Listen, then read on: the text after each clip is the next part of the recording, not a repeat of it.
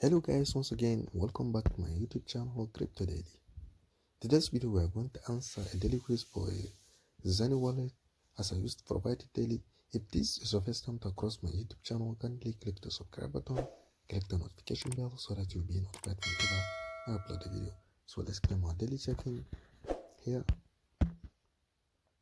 So congratulations, I've been getting the 82 points. So let's go for a quiz here. Let's click on start. So the quiz of the day: which of the following is not a recommended practice for a wallet security? Storing large amount of crypto into exchange wallet. So here is the answer, which is number 4, which is C, which is D.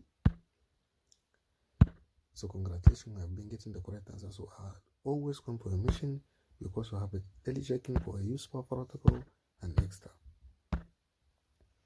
So here it is. If this is your first time to cross my YouTube channel, kindly click the subscribe button, click the notification bell so that you'll be notified whenever I upload a video. Thank you.